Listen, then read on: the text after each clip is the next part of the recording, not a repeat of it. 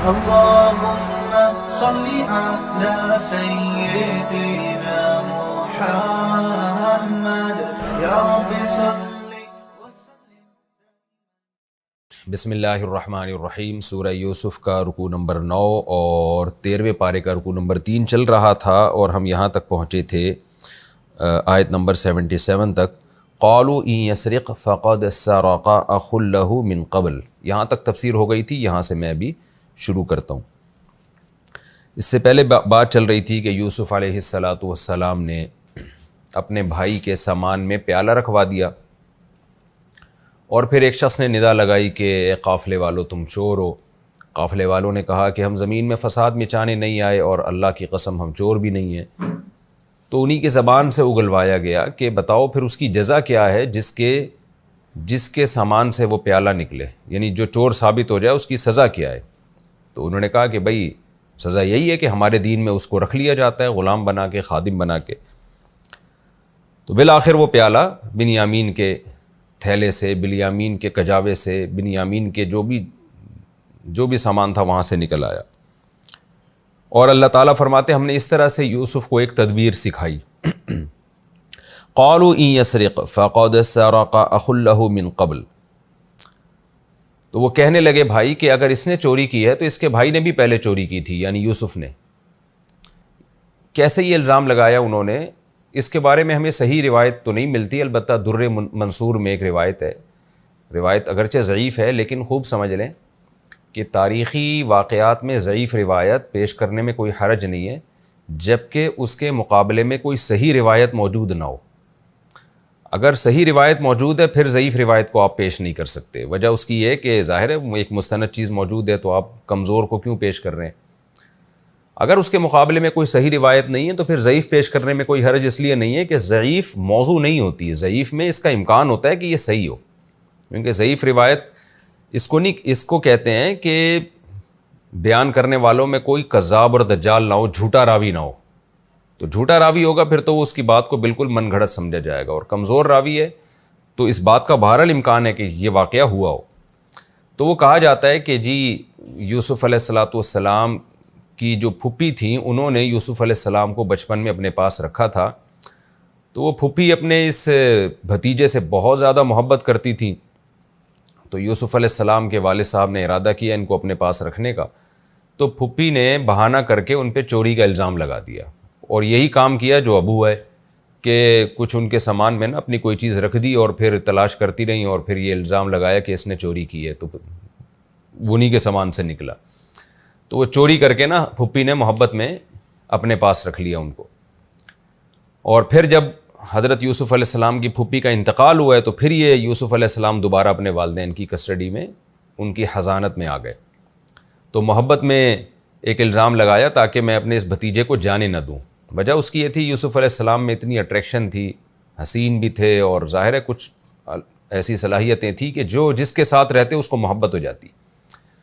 تو اب یوسف علیہ السلام کے بھائی تو جانتے تھے کہ یہ ہمارا جو بھائی ہے یہ چوری نہیں کر سکتا، اور قرائن سے ان کو پتہ چل گیا ہوگا. لیکن جب ظاہر انسان کو حسد ہو، جیلسی ہو، تو پھر وہ یہ تفتیش میں نہیں جاتا کہ یہ حقیقی الزام ہے یا غلط الزام ہے. بس وہ تو غلط الزام کو بھی صحیح سمجھتا ہے. تو اسی بیس پہ انہوں نے فوراً کہہ دیا کہ اگر بنیامین نے چوری کی ہے تو اس کے بھائی نے بھی چوری کی تھی ماضی میں. اور یوسف علیہ السلام جانتے تھے کہ ان کو حقیقت پتہ ہے، اس لیے یوسف علیہ السلام نے ان کے سامنے تو کچھ نہیں کہا، لیکن فَأَسَرَّهَا يُوسُفُ فِي نَفْسِهِ وَلَمْ يُبْدِهَا لَهُمْ. اس بات کو ان کے لیے ظاہر تو نہیں کیا. وہ کون سی بات جو آگے آ رہی ہے وہ کیا تھی؟ قَالَ أَنْتُمْ شَرٌّ مَكَانًا، کہ تم مرتبے کے لحاظ سے بہت ہی زیادہ شریر ہو. یعنی فرض کر لیا جائے کہ ہم دونوں نے چوری کی بھی ہے تو تم جو چور ہو وہ تو اس سے، تم نے جو چوری کی ہے وہ تو اس سے بدتر چوری کی ہے. تم نے تو بیٹے کو باپ سے جدا کر دیا. تو واللہ اعلم بما تصفون، اور پھر فرمایا کہ اللہ خوب جانتا ہے جو باتیں تم کر رہے ہو. یعنی اللہ کو پتہ ہے کہ تم غلط بول رہے ہو. نہ میں نے چوری کی نہ بنیامین نے چوری کی، اور تم ایک حسد میں ایک الزام لگا رہے ہو. لیکن یہ دل میں کہا تاکہ ظاہر زبان سے کہتے تو ان کو پتہ چل جاتا بھائیوں کے کہ یہ یوسف ہیں. اب جب پیالہ نکل آیا بنیامین کے سامان سے تو اب وہ پریشان ہوئے، ٹینشن میں آ گئے، تو سارے مل کے کہنے لگے قالوا یا ایھا العزیز، اے عزیز مصر، ان لہ ابا شیخا کبیرا، اس کا ایک باپ ہے، شیخ کا مطلب بوڑھا ہے، کبیرہ بہت زیادہ بوڑھا، فخذ احدنا مکانا، دیکھیں کتنی بڑی قربانی دینے کے لیے تیار ہو گئے۔ حالانکہ بھائی سے حسد بھی ہے، انہیں تو خوشی ہوئی ہوگی کہ چلو یار یہ جو ہے اس کو سزا مل رہی ہے بھائی کو، لیکن اس دفعہ قربانی دینے کے لیے تیار ہوئے کہ جرم اس نے کیا، سزا ہم پانے کے لیے تیار ہیں، جس پہ ہاتھ رکھو گے اس کو لے جاؤ۔ ان کا خیال یہ تھا کہ یوسف علیہ السلام جو ہیں فوراً مان جائیں گے، کیونکہ بنیامین تو چھوٹا ہے، ظاہر ہے وہ خدمتیں نہیں کر سکتا، اور یہ ماشاءاللہ بڑے بڑے لمبے جوان، یہ طاقتور تھے، جیسے انہوں نے کہا تھا نا نحن عصبۃ، ہم پاورفل ہیں۔ لیکن ان کو کیا پتا کہ یہ تو حضرت یوسف علیہ السلام ہی کا پلان ہے، تو کہنے لگے ہم میں سے کسی کو بھی رکھ لیں آپ، ہم سزا کھانے کے لیے اس کے بدلے میں تیار ہیں۔ انا نراک من المحسنین، ہم آپ کو سمجھتے ہیں کہ آپ اچھا عمل کرنے والے، احسان کرنے والے، ہمارے ساتھ اچھا سلوک کریں گے۔ قال معاذ اللہ، یوسف علیہ السلام نے فرمایا اللہ کی پناہ اس بات سے کہ ہم ایسے شخص کو رکھیں جس کے پاس سے سامان نکلا ہے، اس کے علاوہ کسی اور کو ہم رکھیں، یہ کیسے ہو سکتا ہے؟ انا اذا لظالمون، اس صورت میں تو ہم بڑے ظالم ہوں گے۔ ظاہر ہے سزا، جرم کسی نے کیا، سزا اس کے بدلے میں کسی اور کو دی جائے تو یہ عرف میں ظلم ہی سمجھا جاتا ہے۔ تو یہ ہمارا رکوع الحمدللہ کمپلیٹ ہوا، اس میں ہمیں کیا اسباق ملتے ہیں، میں خلاصہ پیش کر دیتا ہوں کہ یوسف علیہ السلام نے اپنے بھائی کو بلا کے اس سے کہا کہ مایوس مت ہونا۔ تو دیکھیں اس سے پتہ چلتا ہے کہ جن آزمائشوں میں یوسف علیہ السلام تھے، ان کے بھائی بنیامین بھی آزمائشوں میں تھے، تو کیسے اللہ نے ملا کے ان سے آزمائشوں کو دور کر دیا، اور یعنی جیسے یوسف سے آزمائشوں کو دور کیا، بنیامین سے بھی آزمائشوں کو دور کیا۔ دوسری اہم بات ہمیں یہ پتہ چلتی ہے کہ کوئی بھی ہیلہ یا کوئی بھی تدبیر اختیار کرنا یہ شرعاً جائز ہے، بشرطے کہ آپ حق پر ہوں، کسی پہ ظلم کرنے کے لیے جائز نہیں ہے۔ اب یوسف علیہ السلام چونکہ برحق تھے، اللہ کی طرف سے ان کو حکم تھا کہ بھائیوں کو مزید ٹینشن دو، یہ ٹینشن بھائیوں کے حق میں ان کے گناہوں کی معافی کا ذریعہ بنے گی، عبرت کا ذریعہ بنے گی، اور باپ کے حق میں اللہ کی طرف سے ایک آزمائش ہوگی۔ تو وہ ٹینشن کیا دینی ہے؟ کبھی بنیامین کو رکھ لینا ہے اپنے پاس۔ تو چونکہ یہ اب یوسف علیہ السلام اس سب کچھ کرنے میں برحق تھے، اللہ کے حکم سے کر رہے تھے، تو اس کے لیے ان کے لیے ہیلہ اختیار کرنا بھی جائز تھا کہ بھئی کس طرح سے رکھیں، تو کوئی بات نہیں بھی پیالہ سامان میں رکھ دو، اور جو ہے اور پھر اس طریقے سے ان پہ الزام لگا کے اپنے پاس رکھ لو۔ وہ الزام جھوٹا نہیں تھا، کیونکہ شریعت میں جھوٹ بولنا جائز نہیں ہے اور توریہ کرنا جائز ہے۔ تو یوسف علیہ السلام نے بھی توریہ کیا تھا، بھائی کو تو ایک دفعہ بھی نہیں کہا کہ یہ چور ہے، بلکہ ندا کروائی کہ تم لوگ چور ہو۔ تو ظاہر ہے وہ چور تھے، اس معنی میں چوری کی تھی انہوں نے کہ یوسف علیہ السلام کو چوری کر لیا تھا انہوں نے، تو یہ توریہ کہلاتا ہے۔ تو آج بھی اگر کسی پہ ظلم ہو رہا ہو تو ظلم سے بچنے کے لیے وہ توریہ بھی کر سکتا ہے، کوئی ہیلہ بھی کر سکتا ہے۔ اس کی بہت ساری فقہ میں مثالیں ملتی ہیں کہ مثال کے طور پر کوئی شخص آپ کا قرضہ واپس نہیں کر رہا، ایک آدمی نے آپ کے 1,00,000 روپے دینے، وہ واپس نہیں کر رہا، اور آپ کو پتہ ہے کہ اس کے پاس واپس کرنے کی استطاعت ہے، تو حضرات فقہاء نے یہ مسئلہ بیان کیا ہے، قرآن و حدیثی سے استنباط کیا ہے کہ آپ کوئی ہیلہ کر کے اپنی رقم لے سکتے ہیں اس سے۔ مثال کے طور پر آپ کوئی بھی ایسا جس کو آج کے زمان میں ڈرامہ کہا جاتا ہے نا، کوئی بھی ڈرامہ کر کے کسی بھی طریقے سے آپ اپنے پیسے نکلوا سکتے ہیں۔ مثال کے طور پر آپ اس سے قرضہ لے لیں، یعنی کسی شخص کے نام پہ قرضہ لے لیں، کسی شخص کو بھیجیں اور بولیں کہ بھائی اس سے بولو کہ مجھے 1,00,000 روپے کی ضرورت ہے، تمہیں وہ دے دے گا، مجھے تو دے نہیں رہا، تو ادھر سے لے کے پھر ادھر لے لیے۔ یا یہ بھی جائز ہے کہ وہ پھر بھی نہ دے رہا ہو تو اس کی کوئی چیز چوری کر لی جائے اور اس کو مارکیٹ میں بیچ کے اپنی پیسے لیے جائیں اور باقی رقم اس کو واپس کر دی جائے۔ تو یہ چوری لفظی اعتبار سے یہ عمل چوری کہلائے گا، حقیقت میں یہ چوری نہیں ہے۔ اس لیے نہیں ہے کہ اس میں آپ کا مقصد اپنا حق وصول کرنا ہے، اس کا حق دبانا نہیں ہے۔ چوری میں کسی کا حق دبایا جاتا ہے، یہاں اس کو میں ظاہر لحاظ سے چوری کہہ رہا ہوں، حقیقت میں یہ چوری نہیں ہے۔ تو اس طرح سے کسی بھی طریقے سے شریعت نے اجازت دی ہے کہ آپ اپنا حق اس سے وصول کر سکتے ہیں، بشرطے کہ سامنے والا ظلم کر رہا ہو۔ ہاں اس کے پاس دینے کی استطاعت نہیں ہے، پھر ایک الگ بات ہے، پھر جائز نہیں ہے۔ آگے چلتے ہیں ہم اگلے رکوع کی طرف۔ اچھا، ایک امپورٹنٹ بات یہ بھی ہے یہاں پہ کہ یوسف علیہ الصلاۃ والسلام نے یہ حیلہ اس لیے اختیار کیا کہ مصر کا جو بادشاہ تھا اور مصر کا جو لا تھا اس کے قانون میں چور کی سزا یہ نہیں تھی کہ اس کو غلام بنا کے رکھ لیا جائے، تو وہاں یوسف علیہ السلام یہ کام نہیں کر سکتے تھے، لہذا وہ چاہ رہے تھے کہ دین یعقوب کے لحاظ سے فیصلہ کیا جائے۔ اس سے ہمیں یہ بھی سبق ملتا ہے کہ کسی غیر مسلم ریاست میں کوئی عہدہ لینا بھی جائز ہے اور پھر اس کے ملکی قوانین کی رعایت کرنا بھی جائز ہے۔ جب آپ کسی غیر مسلم کنٹری میں ہوں تو وہاں کا جو لا ہے، جو قانون ہے، اس کو آپ فالو کریں گے، اور وہاں کوئی عہدہ لینا، یعنی آپ عدالت میں جج بھی بن سکتے ہیں وہاں پہ، یعنی یہاں پر تو اشکال ہوگا نا کہ جج بننے کے بعد آپ کے تو سارے فیصلے وہ غیر مسلم ریاست کے مطابق ہوں گے، ان کے قانون کے مطابق ہوں گے، اور قرآن کہتا ہے وَمَن لَّمْ يَحْكُم بِمَا أَنزَلَ اللَّهُ فَأُولَٰئِكَ هُمُ الْكَافِرُونَ، جو اللہ کے فیصلوں کے مطابق فیصلہ نہیں کرتا وہ لوگ تو کافر ہیں، کہیں قرآن نے کہا ظالم ہیں، کہیں قرآن نے کہا فاسق ہیں۔ تو سوال پیدا ہوتا ہے ایک آدمی جج بنائے اور غیر مسلم ریاست میں ہے تو وہ غیر شرعی فیصلہ کرنے کا مجاز کیسے ہو گیا؟ وہ تو کافر ہو جائے گا یا ظالم ہو جائے گا۔ تو یہاں اس کی تفصیل خوب سمجھ لیں۔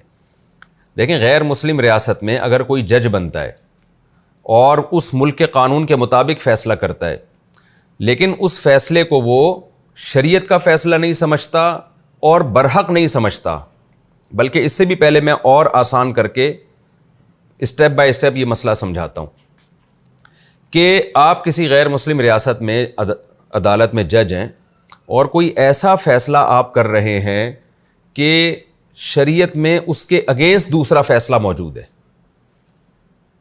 شریعت میں اس کے اگینسٹ دوسرا فیصلہ موجود ہے۔ مثال کے طور پر ایک شخص زنا کر کے آتا ہے، پکڑا جاتا ہے غیر مسلم ریاست میں، اب جج غیر مسلم ریاست میں مجبور ہے اس کو رہا کرنے پر کہ بھئی اس کو رہا کر دے۔ اسلام میں حکم کیا ہے کہ اس کو کوڑے لگاؤ، اس کو رہا کرنے کی اجازت نہیں ہے۔ تو یہ فیصلہ کیا ہے؟ شریعت کے فیصلے کے بالکل اگینسٹ ہے۔ تو ایسی صورت میں جج یہ فیصلہ کرے گا کہ بھئی ملکی قانون کے مطابق میں فیصلہ کر رہا ہوں، اور دل میں وہ نیت کرے کہ میں اس کو برحق نہیں سمجھتا خدائی قانون کے حساب سے، کیونکہ خدا کا قانون تو سب سے اعلیٰ ہے، اصل تو وہی ہے، لیکن میں چونکہ ملکی قانون کا پابند ہوں لہذا میں تمہیں بری کر رہا ہوں۔ یہ کلیئر کر دے، اور دل میں یہی سمجھے کہ کیونکہ میں اس ریاست کا ملازم ہوں لہذا میں پابند ہوں کہ اس ریاست کے مطابق فیصلے کروں، لیکن میں اس فیصلے کو دل سے برحق نہیں سمجھتا۔ یہ انسانیت کے ساتھ ظلم ہے کہ زانی کو ایسے ہی چھوڑ دیا جائے۔ تو پھر جج انشاءاللہ گنہگار نہیں ہوگا، کیونکہ نہ وہ کوئی کنفیوژن پیدا کر رہا ہے، اسلام اور غیر اسلام کو خلط ملط کر رہا ہے، اور اس سے زیادہ جج کے بس میں کچھ ہے بھی نہیں، یعنی جج اس سے زیادہ کچھ بھی نہیں کر سکتا نا، وہ تو مجبور ہے اس کے مطابق فیصلہ کرنے پر، نہ اس فیصلے کو برحق سمجھ رہا ہے وہ، ظاہر ہے اس جج کو ہٹائیں گے کوئی دوسرا بھی یہی آ کے فیصلہ کرے گا۔ تو اس طرح کے فیصلے میں جج گنہگار نہیں ہوگا۔ اس کی مثال ہے جیسے ہماری عدالتیں ہیں پاکستان میں، اسلامی ملکوں میں بھی بہت دفعہ ایسے ہوتا ہے کہ جج فیصلہ کر رہا ہوتا ہے، غیر شرعی فیصلہ ہوتا ہے، لیکن وہ اوپر مجبور ہوتا ہے، تو وہ کبھی بھی یہ نہیں کہتا کہ اصل شریعت کا حکم یہی ہے یا برحق حکم یہی ہے۔ ہاں، اگر جج نے یہ فیصلہ کیا شریعت کے خلاف اور اس کو برحق سمجھنے لگا، انسانیت کی نجات اس میں سمجھنے لگا، تو پھر وہ اسلام سے خارج ہو جائے گا جج۔ وجہ اس کی یہ کہ خدائی قانون کے مقابلے میں وہ انسانی قانون کو ترجیح دے رہا ہے۔ تو ایمان اور کفر کا تعلق عقیدے سے ہے۔ تو اس سے پتہ چلتا ہے کہ قرآن کی یہ جو آیت ہے نا، وَمَن لَّمْ يَحْكُم بِمَا أَنزَلَ اللَّهُ، جو اللہ کے نازل کردہ فیصلوں پہ فیصلہ نہ کرے، تو یہاں فیصلے سے مراد ہے دل سے فیصلہ، یعنی عقیدے کا فیصلہ، کہ عقیدے میں اس کو برحق سمجھنا شروع کر دے تو وہ اسلام سے خارج ہے۔ عقیدے میں اگر برحق نہیں سمجھتا تو ظاہری لحاظ سے فیصلہ کرتا ہے، تو ظاہری لحاظ سے فیصلے میں وہ چونکہ پابند ہے ایک ملکی اور ریاست کے قانون کے مطابق فیصلہ کرنے پر، لہذا اس پابندی کی بیس پہ اس کو گناہ نہیں ملے گا۔ بعض دفعہ ایسے ہوتا ہے ایک صورت میں گناہ بھی ملتا ہے، وہ صورت یہ ہے کہ لوگوں نے اس کو ثالث بنایا اور اس کو کہا کہ آپ جو حق فیصلہ ہو وہ کریں، ملکی قانون نہیں چاہیے ہمیں، جس فیصلے کو آپ برحق سمجھتے ہیں وہ فیصلہ کریں۔ ایسی صورت میں اگر وہ شریعت کے خلاف فیصلہ کرتا ہے، کیونکہ لوگوں نے اس کو ثالث بنایا ہے، جیسے علماء کرام اور مفتیان کرام کے پاس لوگ آتے ہیں، یا قبائلی جرگے ہوتے ہیں۔ اب قبائلی جرگوں میں کسی شخص کو، کسی قبیلے کے سردار کو لوگ آتے ہیں اس کے پاس کہ آپ فیصلہ کریں، تو وہ چونکہ ملکی قانون کا پابند نہیں ہوتا، کوئی ریاست کی کوئی رٹ کو چیلنج نہیں کر رہا ہوتا، تو وہ پھر اگر مسلم ہے تو اس پر لازم ہے کہ وہ شریعت کے مطابق فیصلہ کرے، کیونکہ وہاں تو وہ آزاد ہے نا، اس پر کوئی دباؤ نہیں ہے۔ پھر اگر وہ شریعت کے خلاف فیصلہ کرتا ہے تو پھر یہاں بھی دو صورتیں ہیں۔ اگر وہ شریعت کے خلاف فیصلہ کرتا ہے یہ سوچ کے کہ یہ فیصلہ ہی درست ہے جو شریعت کے خلاف میں کر رہا ہوں، جیسے قبائلی رسومات کو دیکھتا ہے وہ، یا اپنے کلچر کو دیکھتا ہے اور سمجھتا ہے کہ اس موقع پر یہی ہونا چاہیے، یہی صحیح ہے، تو وہ اسلام سے خارج ہو جائے گا، کیونکہ اس نے اللہ کے قانون کے مقابلے میں انسانوں یا کلچر کے بنے ہوئے قانون کو درست اور صحیح سمجھا، تو یہ صحیح اور درست سمجھنے کی وجہ سے وہ اسلام سے خارج ہو جائے گا۔ اور اگر وہ یہ سمجھتا ہے کہ نہیں جی اصل تو اللہ ہی کا قانون ہے، لیکن وہ اپنی قبائلی رسومات کے مطابق فیصلہ کرتا ہے، یا کلچر کو دیکھ کے فیصلہ کرتا ہے، یا کسی کے دباؤ میں آ کے فیصلہ کرتا ہے اس لیے کہ بھئی اس پر ایک دباؤ ہے، یا اس کو اسی لالچ میں آ کے فیصلہ کرتا ہے، تو ایسی صورت میں وہ گنہگار ہوگا، کافر نہیں ہوگا، جبکہ اس کے دل میں یہ عقیدہ ہو کہ اصل فیصلہ تو اللہ ہی کا فیصلہ ہے، لیکن میں لالچ میں آ کے غلط فیصلہ کر رہا ہوں، یا اپنے قوم اور قبیلے کی محبت میں آ کے غلط فیصلہ کر رہا ہوں، تو ایسی صورت میں چونکہ اس کو یہ احساس ہے کہ یہ فیصلہ میرا غلط ہے لیکن لالچ میں کر رہا ہے یا دباؤ میں کر رہا ہے، تو کبیرہ گناہ کا مرتکب تو ہوگا لیکن اسلام سے خارج نہیں ہوگا، کیونکہ یہ عملی خرابی ہے، یہ عقیدے کی خرابی نہیں ہے۔ اسلام سے خارج انسان عملی خرابی سے نہیں ہوتا، عقیدے کی خرابی سے ہوتا ہے۔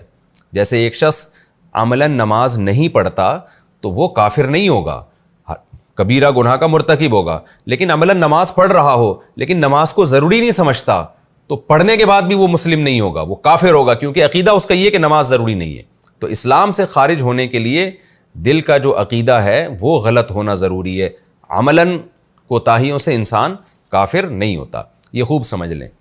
اچھا، یہاں ایک بات رہ گئی کہ میں نے جو یہ کہا کہ غیر مسلم ریاست میں قبیلہ کا کوئی جرگہ ہو یا دو آدمی کسی کو ثالث بنائیں اور اس سے فیصلہ کروائیں اور وہ دباؤ میں آ کے غلط فیصلہ کر دے تو وہ اسلام سے خارج نہیں ہوگا بلکہ کبیرہ گناہ کا مرتکب ہوگا۔ تو یہ بھی جب ہے جب وہ دباؤ بھی یعنی اکراہ ملجے نہ ہو۔ اکراہ ملجے کا مطلب قتل کا خوف یا بہت زیادہ مار پیٹ کا خوف۔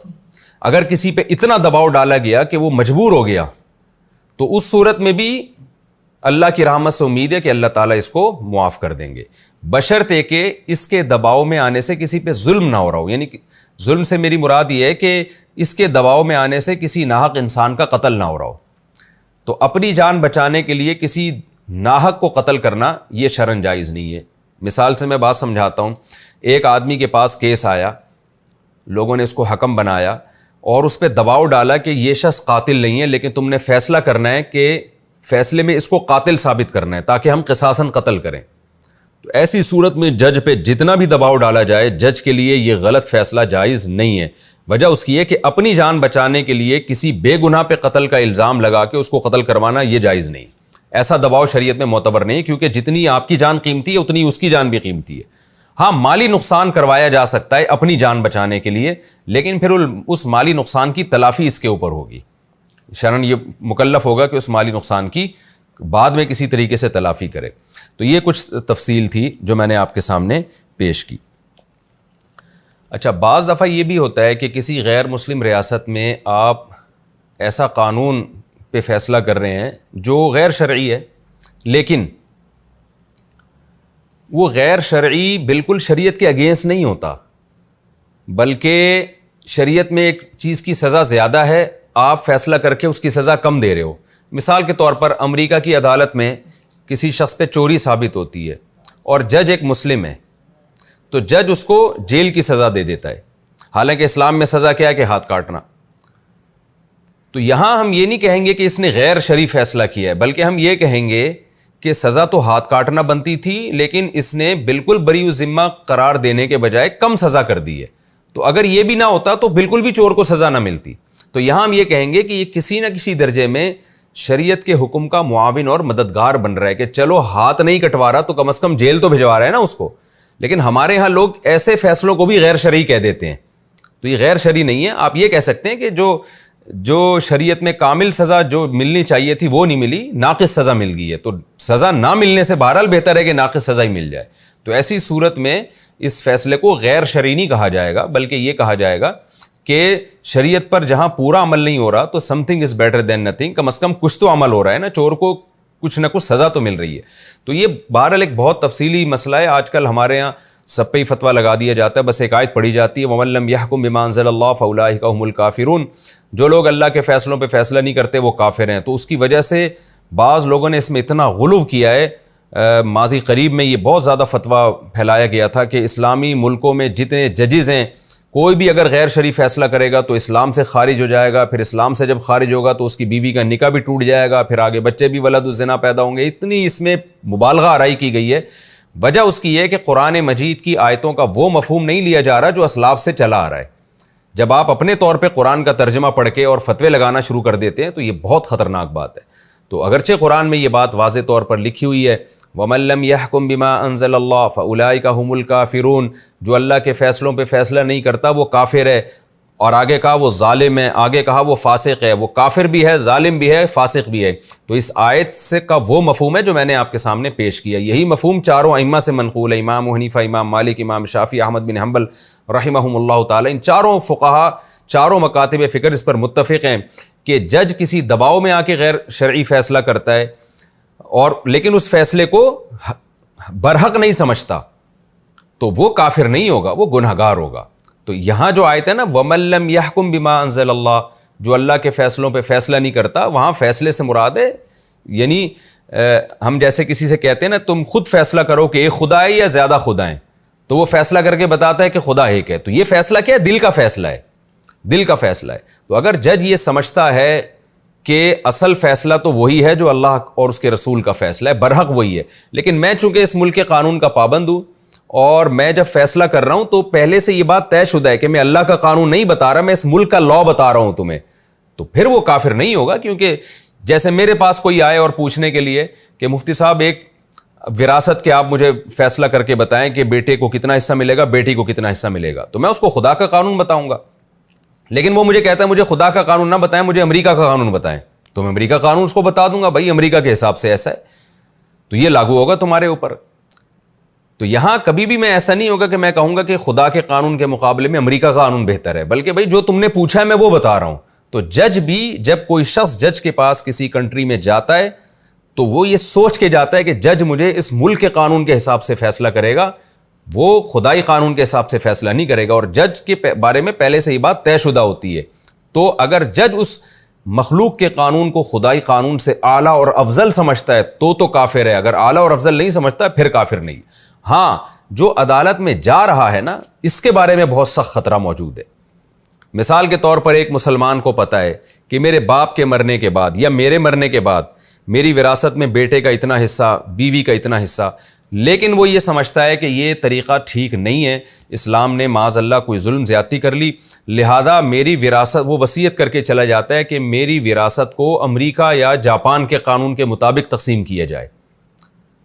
تو یہ شخص سخت گناہ کا مرتکب ہوگا، کیونکہ جب اسلام ایک آلٹرنیٹ اس کے پاس بہترین موجود ہے تو آپ کیوں ایک کافر عدالت سے آپ فیصلہ کروا رہے ہو. تو یہاں بھی یہی ہے کہ اگر یہ شخص اس قانون کو صحیح سمجھتا ہے اللہ کے قانون کے مقابلے میں تو کافر بھی ہے، اور اگر صحیح نہیں سمجھتا بلکہ وہ مانتا ہے کہ اللہ کا قانون درست ہے لیکن کوئی لالچ میں آ کے یا کسی دباؤ میں آ کے غیر شرعی فیصلہ کروا رہا ہے تو پھر یہ کبیرہ گناہ کا مرتکب ہے. پھر کافر تو نہیں ہے لیکن بہت سخت گناہ گار ہو گئی. تو اس لیے جو غیر مسلم ممالک میں رہنے والے مسلمان ہیں جو عدالتوں میں کیس لے کے جاتے ہیں ان کو بہت غور و فکر کرنا چاہیے کہ جب ایک اسلام کا متبادل نظام ہمارے پاس موجود ہے تو ہم کسی اور سے فیصلہ کیوں کروا رہے ہیں. تو ججز کے لیے معاملہ اتنا خطرناک نہیں ہے، زیادہ خطرناک معاملہ، یعنی ججز سے میری مراد وہ جج جو کسی غیر مسلم ریاست میں جج ہو، اس کے لیے معاملہ اتنا ڈینجرس نہیں ہے. ڈینجرس ان لوگوں کے لیے کہ جو اس عدالت میں کیس لے کے جاتے ہیں اور وہ ہیں بھی مسلم. تو اس لیے قرآن مجید میں اللہ تعالیٰ کا ارشاد ہے فَلَا وَرَبِّكَ لَا يُؤْمِنُونَ حَتَّى يُحَكِّمُوكَ فِي مَا شَجَرَ بَيْنَهُمْ. یہ لوگ اس وقت تک مومن نہیں ہو سکتے جب تک یہ اسلام سے فیصلہ نہ کروائیں. تو مسلم کے لیے یہ اس پر یہ واجب ہے کہ وہ اپنے فیصلے اسلام کے مطابق کروائیں. اگر ملکی قانون اور اسلام کا قانون ایک دوسرے کے اپوزٹ ہیں تو پھر اسلام سے فیصلہ کروائیں. ہاں بہت سے قوانین ایسے ہوتے ہیں جہاں اسلام اور ملکی قانون آپس میں ٹکرا نہیں رہے ہوتے، تو وہاں پھر شریعت میں اجازت ہے کہ آپ ملکی قانون سے فیصلہ کروا سکتے ہیں۔ یہ ایک اہم پوائنٹ کی بات تھی جو میں نے آپ کے سامنے پیش کی۔ ہم آپ آگے چلتے ہیں۔ اب ہم شروع کرتے ہیں جی سورہ یوسف کا رکوع نمبر 10 اور 13ویں پارے کا رکوع نمبر 4۔ حسب معمول اس رکوع کا سب سے پہلے لفظی ترجمہ مختصر گرامر کے ساتھ، پھر انشاءاللہ اس کی تفسیر ہوگی۔ فَلَمَّا اسْتَيْأَسُوا مِنْهُ، پس جب وہ مایوس ہو گئے، استیأس یستیئس، یئس یئس کا معنی مایوس، یہ مایوس مفعول کا صیغہ ہے مقتول کی طرح۔ جب وہ مایوس ہو گئے منہ بنیامین سے، خلصوا تو خالص ہوئے یعنی تنہا ہوئے۔ خالص کا مطلب کیا ہوتا ہے؟ کسی اور چیز کی آمیزش نہ ہو، تو خلصوا دوسروں سے ہٹ کے بالکل کہیں سائڈ پہ چلے گئے سارے بھائی۔ نجیہ سرگوشی کرنے لگے۔ نجیہ مناجات کا لفظ آپ نے سنا ہوگا نا، اسی سے ہے یہ سرگوشی کرنا۔ قال کبیرہم، تو ان میں جو بڑا بھائی تھا اس نے کہا، الم تعلموا، کیا تم نہیں جانتے، ان اباکم، بے شک تمہارے ابا نے، قد اخذ، تحقیق لے چکے ہیں، علیکم، تم پر، موثقا من اللہ، اللہ کے نام کے ساتھ ایک مضبوط ایگریمنٹ، یعنی اللہ کی طرف سے ایک مضبوط معاہدہ تمہارا باپ تم سب سے کر چکا ہے۔ وہ معاہدہ کیا تھا کہ تم بنیامین کو لازمی لے کر آنا ہے۔ وَمِن قَبْلُ، اور اس سے پہلے، مَا فَرَّطْتُمْ فِي یوسف، وہ بات بھی ہے جو تم نے یوسف کے بارے میں تفریط کی تھی۔ تفریط کا معنی ہوتا ہے کوتاہی کرنا، افراط کا معنی بڑھا دینا، کہتے ہیں نا افراط و تفریط۔ تو فرط یفرط تفریطاً، یعنی یوسف کے بارے میں جو تم پہلے کوتاہی کر چکے ہو وہ بھی ایک واقعہ ہے، اور اس کے ساتھ ایک اور چیز ہو گئی، فلن ابرح الارض، بریح یبرح کا معنی ہوتا ہے مسلسل قائم رہنا۔ تو لن ابرح، یہ اچھا، یہ جیسے لا یزالو ہے نا، یزالو کے ساتھ لا کا لفظ آتا ہے، اس کا معنی ہوتا ہے کنٹینیو رہنا، تو اسی طرح لا ابرح کا بھی یہی معنی ہے، لن ابرح مسلسل میں رہوں گا، یہ مطلب ہوگا اس کا، یعنی اس میں نفی کا معنی نہیں ہوتا۔ لن ابرح الارض، یہ نفی اور ابرح مل کے پازیٹیو مثبت معنی دیتے ہیں، جیسے لا یزالو حدیث میں آتا ہے، لا یزالو کا معنی کنٹینیو رہنا، اب یہاں لا کا ترجمہ کیا نہیں جاتا، تو یہاں بھی ایسے ہی لا ابرح یا لن ابرح، اس کا مطلب ہوتا ہے کہ مسلسل میں رہوں گا۔ فلن ابرح الارض، میں مصر میں ہی ہمیشہ رہوں گا، حتی یأذن لی ابی، یہاں تک کہ میرے ابا مجھے اجازت دے دیں آنے کی، او یحکم اللہ لی، یا اللہ میرے بارے میں فیصلہ کر دے، میری موت کا یا کوئی بھی فیصلہ کر دے، میں مصر سے اب جاؤں گا نہیں۔ وَهُوَ خَيْرُ الْحَاكِمِينَ، اور وہ بہترین فیصلہ کرنے والا ہے۔ ارجعوا الی ابیکم، تم سب جاؤ اپنے ابا کے پاس، فقولوا، اور کہو، یا ابانا، اے ہمارے ابا، ان ابنک سرق، بے شک آپ کے بیٹے نے چوری کی ہے، وما شہدنا الا بما علمنا، اور ہم تو وہی گواہی دے رہے ہیں جو ہمیں معلوم ہے۔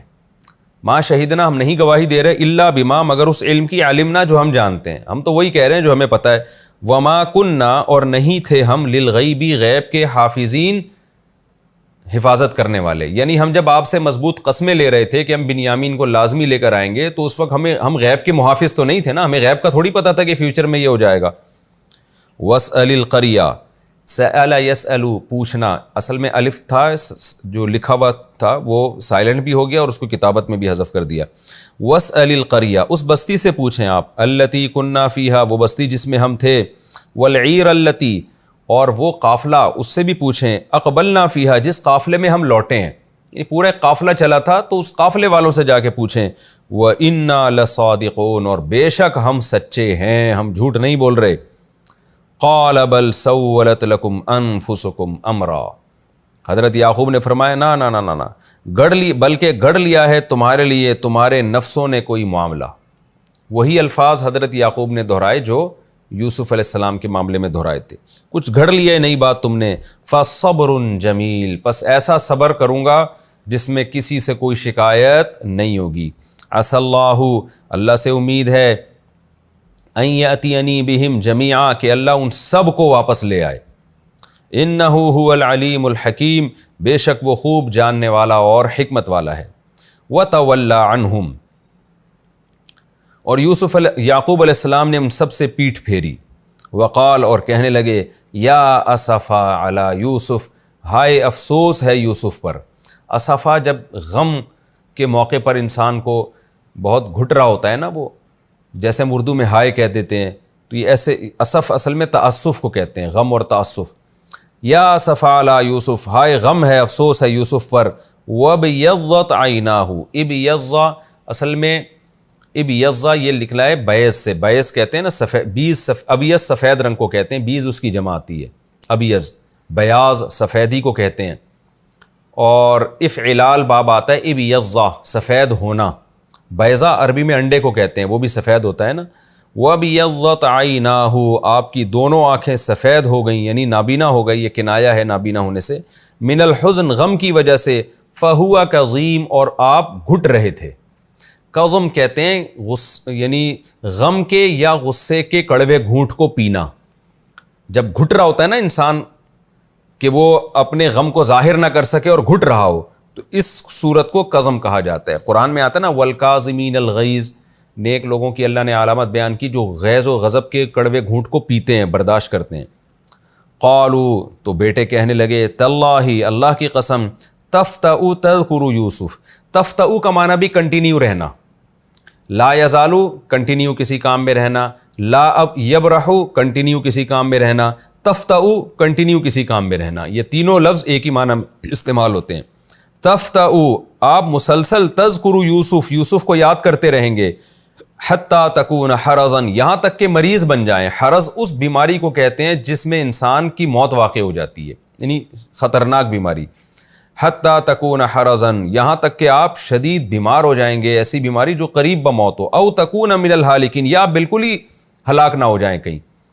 یعنی آپ مسلسل یوسف کو اب تک یاد آپ نے رکھا ہوا ہے، یہاں تک کہ یوسف کے غم میں ہمیں خطرہ ہے کہ آپ شدید بیمار نہ ہو جائیں، لاغر نہ ہو جائیں، یا آپ کی موت ہی واقع نہ ہو جائے.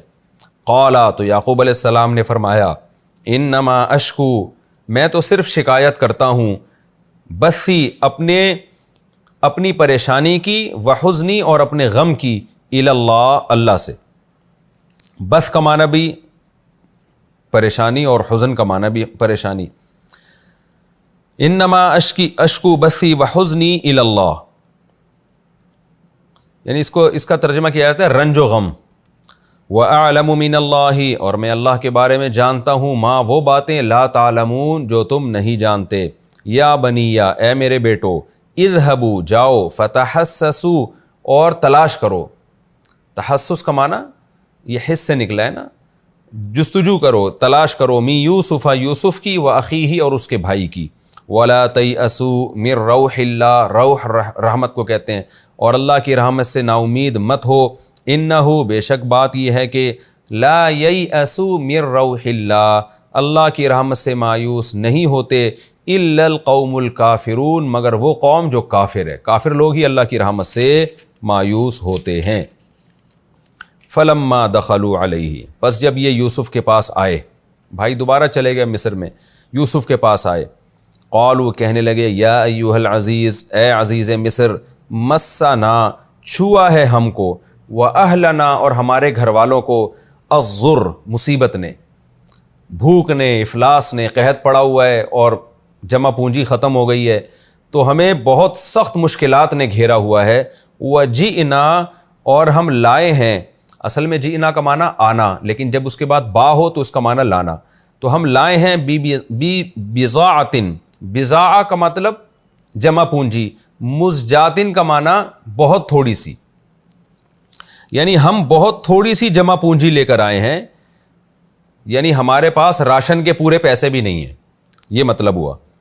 ہم بہت ہی تھوڑی سی جمع پونجی لے کر آئے. یہ آج کل محاورہ بھی ایک علماء کے ہاں استعمال ہوتا ہے، بضاعت مزجات، تھوڑی بہت جو جمع پونجی کہیں سے ادھر سے کچھ کر لیا ادھر سے کر لیا وہ ہے، یعنی پوری قیمت نہیں ہے ہمارے پاس. فاوفی پس آپ پورا کریں، اوفا یوفی ایفان کا معنی پورا کرنا. لن الکیل ہمارے لیے کیل کو، جو پیمانہ ہے وہ ہمیں پورا دے دیں. آپ پیسے ہمارے پاس پورے نہیں ہیں، پیمانہ ہمیں پورا دے دیں کیونکہ گھر میں بڑی مشکلات ہیں. وتصدق علینا اور صدقہ کریں ہمارے اوپر. یہ بھی ایک صدقہ ہی ہو گیا نا کہ قیمت ہم کم لے کر آئے ہیں لیکن راشن ہمیں پورا دے دیں، گھر کے حالات بہت خراب ہیں. ان اللہ بے شک اللہ تعالیٰ یجزی المتصدقین صدقہ کرنے والوں کو بہترین بدلہ دیا کرتا ہے۔ قال هل علمتم، یوسف علیہ السلام نے کہا کیا تمہیں معلوم ہے ما فعلتم بیوسف، جو تم نے یوسف کے ساتھ کیا تھا، واخیہ اور اس کے بھائی کے ساتھ، اذ انتم جاہلون جب تم جہالت میں تھے، ناسمجھی میں تھے، تمہیں وہ وقت یاد ہے جب تم نے یوسف اور اس کے بھائی کے ساتھ جو ظلم کیا تھا؟ قالوا وہ کہنے لگے انکا کیا بے شک آپ، لانتا آپ، یوسف ہیں، یعنی دو دفعہ تاکید کی، کیا آپ یعنی آپ یوسف ہیں، کیا واقعی آپ یوسف ہیں؟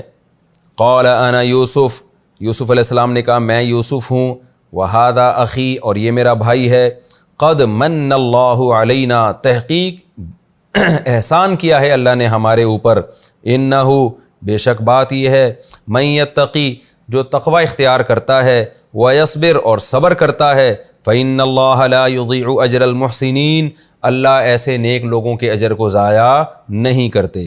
قالو